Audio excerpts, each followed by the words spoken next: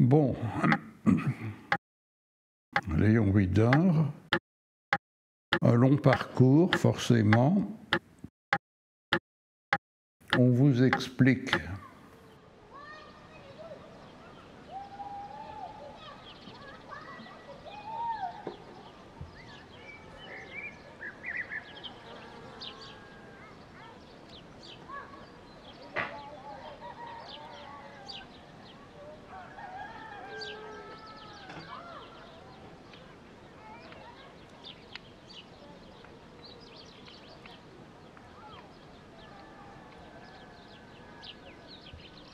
l'importance de la lenteur et de la réflexion devant certaines images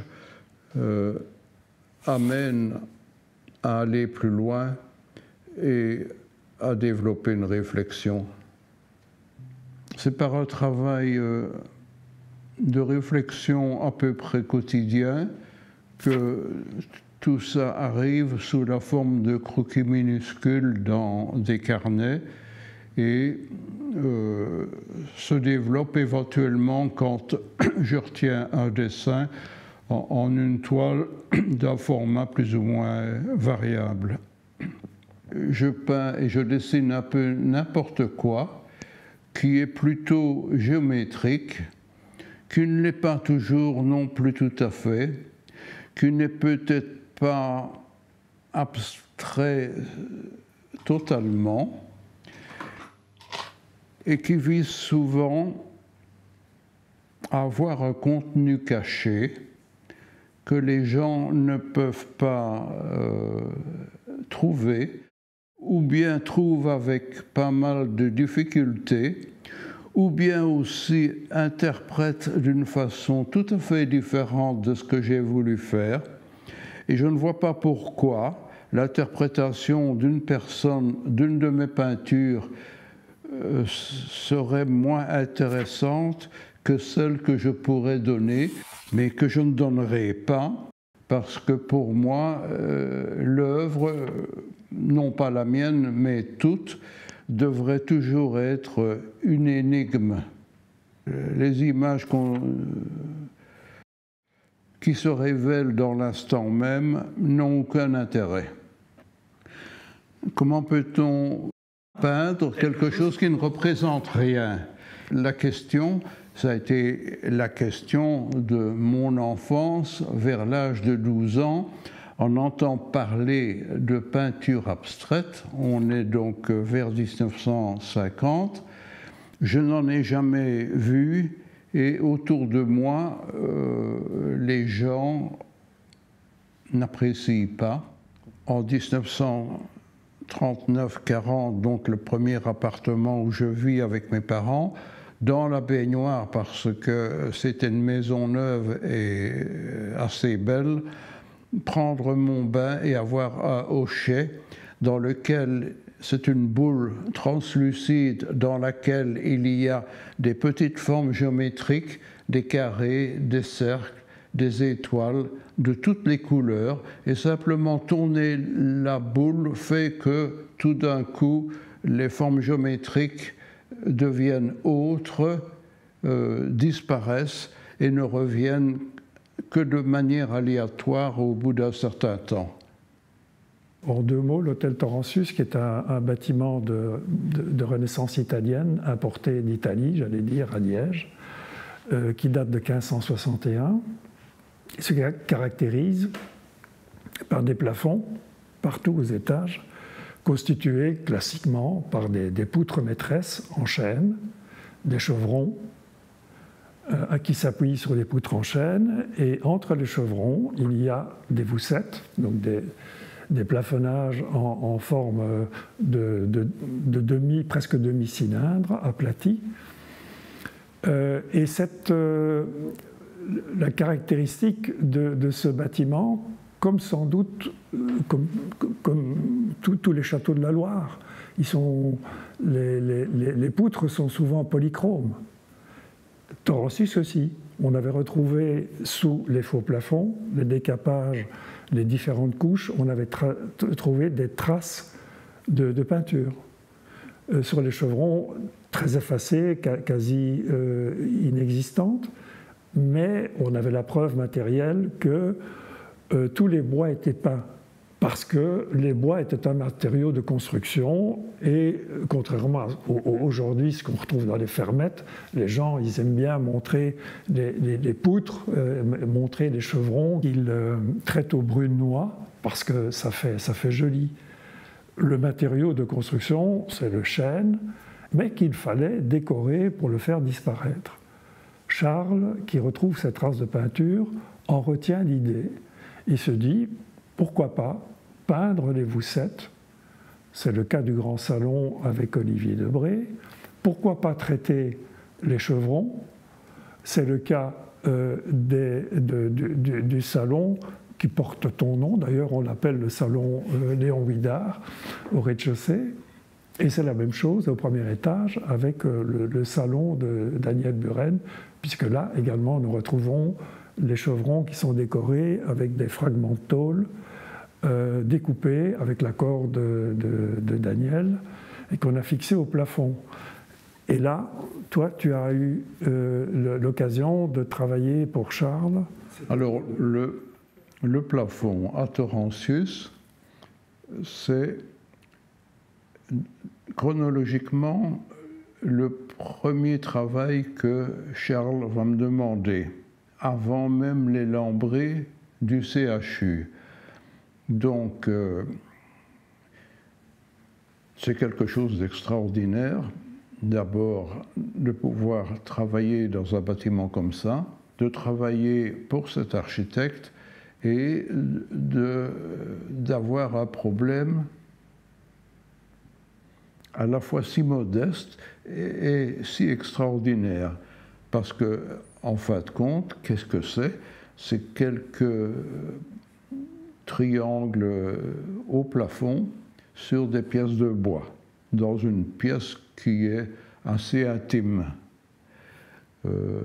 Voilà, donc, parmi une trentaine de réalisations, c'est une de celles à qui je tiens le plus, pour différentes raisons. Et j'ai eu vraiment du plaisir à trouver quelque chose qui peut passer inaperçu d'ailleurs, tellement c'est discret.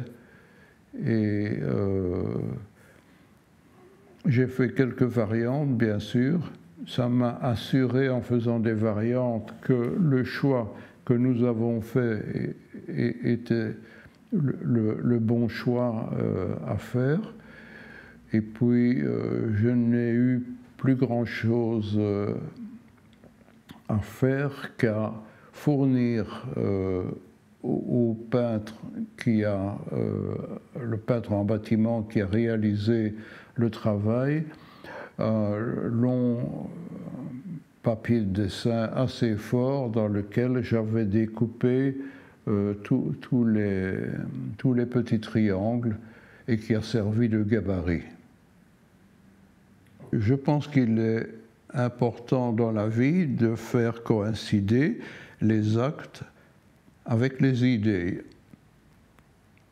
C'est pourquoi Charles Vandenove, que j'ai choisi et qui a bien voulu me faire une maison, il aurait pu décliner l'offre, hein.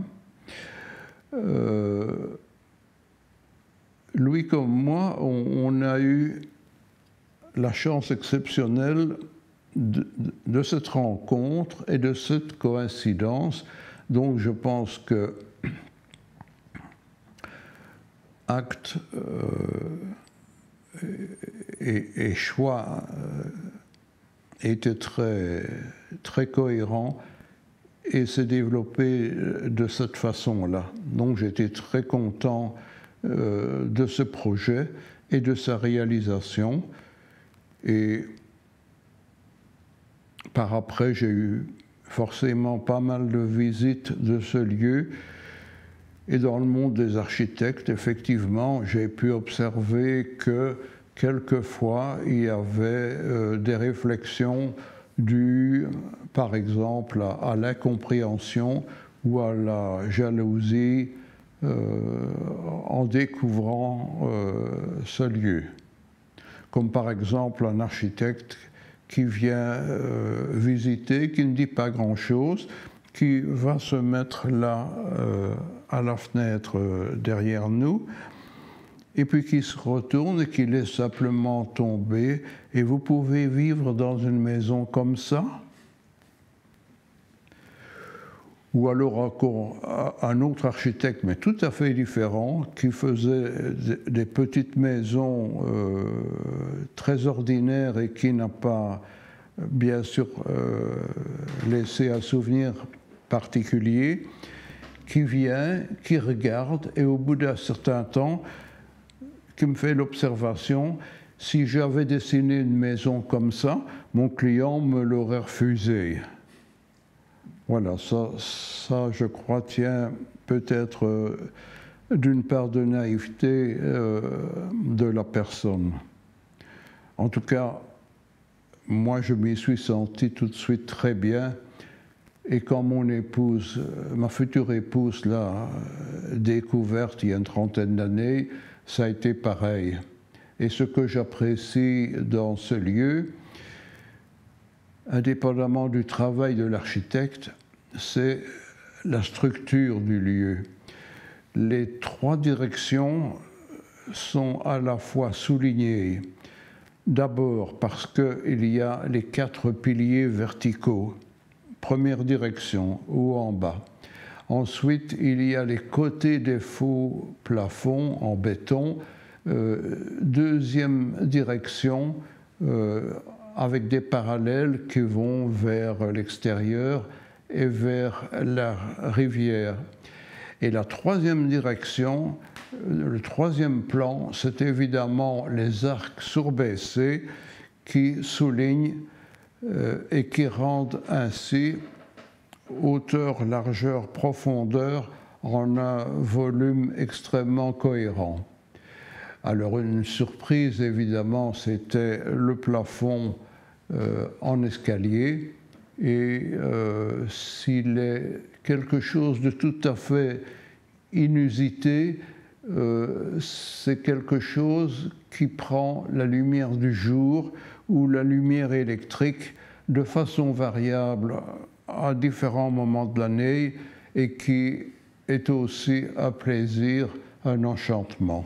Ce que je sais, parce que non seulement je l'ai découvert dans les archives dont je m'occupe aujourd'hui, c'est que Charles a eu beaucoup de peine, mais en parcourant les archives, je suis tombé sur des versions différentes de cette maison qui n'avaient aucun rapport avec cette maison-ci.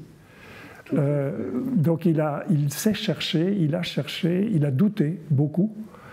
Ce n'est pas une caractéristique pour la relation entre pour cette maison entre Léon et lui. C'est d'une manière générale, Charles doutait tout le temps. Il recommençait, j'appellerais ça le doute positif. Il essayait, il dessinait encore et encore, et il était persuadé que la qualité architecturale découlait, j'allais dire, des erreurs et essais, et qu'il fallait du temps, beaucoup de temps, pour faire une architecture de densité, une architecture qui réponde à la question posée. Donc Charles Vandenove était incapable de créer vite. Il lui fallait du temps, et je pense que s'agissant de ta maison, l'enjeu était encore beaucoup plus compliqué, parce qu'il y avait un lien entre ta démarche, ton travail, et sa recherche en architecture. Et donc, quelque part, la barre était mise encore un tout petit peu plus haut. Et je ne sais pas, je n'ai pas compté le nombre de versions, mais je sais qu'il y en a eu un grand nombre. Oui. Avant d'arriver à ça. Bien sûr. Alors, comme ça me concerne, je me souviens peut-être mieux du nombre de versions. Je vais dire, il y en a eu 6, et celle-ci est la 7e. les doutes de l'architecte sur le travail de création est évidemment tout à fait essentiel, mais la réalité a été beaucoup plus compliquée. J'avais un terrain à route, mais je n'avais pas d'accès, ce qui fait que les premières versions cherchaient à créer un accès en contrebas du terrain en dessinant une route qui aurait mené les véhicules dans un sous-sol et à voir une maison qui se développe au-dessus. C'était déjà une façon de gagner un étage par rapport à la différence de niveau. Par après, et grâce à l'initiative de mon père, il y a eu la construction de 4 fermettes en contrebas et la création de la route qui mène jusqu'ici. Donc Charles pouvait revoir d'une manière tout à fait différente le projet et ne plus avoir ce problème sur un terrain peut-être un peu petit, un peu étriqué. Il a donc dessiné, et chez lui, c'était souvent des surprises dans ses projets. Il a donc dessiné une maison comme une pyramide, avec une toiture très impressionnante à 4 versants. La demande du permis de bâtir a été introduite et elle a été reçue sans aucun problème, ce qui, je crois, n'était pas si souvent fréquent. Et la version était évidemment très belle, plus belle que les précédentes. Je devais retourner au bureau pour la mise au point d'une série de détails. Il y avait déjà à peu près 2 ans que la demande avait été faite et il me reçoit dans son petit bureau pour me dire « Léon, je n'en sors pas, je recommence tout ». Ça m'est quand même un peu tombé dur de voir que c'était encore reporté à une date indéterminée. La 7e et dernière version, qui était celle-ci, et qui de loin, je n'en doute pas, est la plus extraordinaire, a été introduite à la maison communale d'Esneux. Je signale qu'à l'époque, il n'y avait pas encore la fusion des communes Tilf-Esneux et le projet a été refusé. Et le formulaire de refus se terminait par des lignes en pointillés, 6 ou 7, quelque chose comme ça, pour développer le refus. Et il y avait un seul mot à travers tous les pointillés, souligné, écrit manuellement, inesthétique. Voilà le niveau culturel probable de tant d'administrations qui nous entourent. On a demandé évidemment ce qui était plus particulièrement l'objet du refus, et c'était les pignons en forme d'escalier. Donc, c'est Charles qui est allé à l'administration, on lui a expliqué, et sur place, il a dit « et si je fais ça ?» Et d'un trait, il a couvert le pignon par 2 longues obliques, et on a posé des panneaux en aggloméré peints en gris clair sur les 2 façades. Comme ça, on a été tranquille et on n'a pas eu de problème. Sauf que quelques mois après mon entrée dans la maison, j'ai pris l'initiative, et j'avais à l'époque la force physique suffisante pour démonter les panneaux en aggloméré et pour aller les jeter au bas du terrain.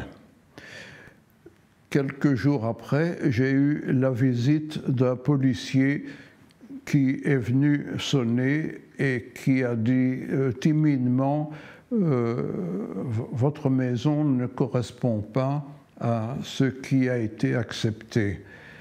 Je lui ai dit oui, que je l'avais bien entendu, mais que de toute manière, j'essayerais de défendre le projet de l'architecte, et mon intention était bien entendu d'avertir notamment Philippe Minguet, professeur d'esthétique à l'Université de Liège.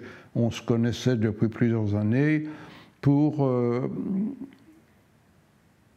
développer ce problème autour de ce refus. Et c'est tout naturellement que le problème a disparu par la fusion des communes, parce que le bourgmestre d'Esneux s'en est allé, le bourgmestre de Tilff est devenu le bourgmestre de l'entité. Il est venu voir, il a regardé, il m'a simplement dit « je vais arranger ça ». Et l'histoire était terminée, je n'ai jamais plus entendu parler de cela.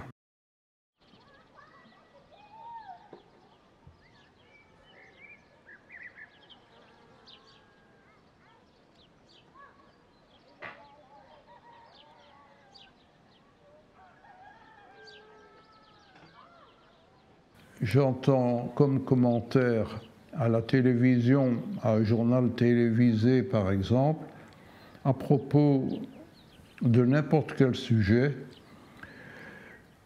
on vous explique. Je m'aperçois aussi que les gens sont dans la situation que ce qu'on leur propose en 3 minutes, c'est ce qu'ils attendent. Pourquoi? Parce qu'ils ont envie de savoir, et quand ils savent, on n'y pense plus, on passe à autre chose. Donc, 3 minutes, oui, mais qu'on soit tranquille après, tous les problèmes sont résolus et on repart dans un monde de consommation.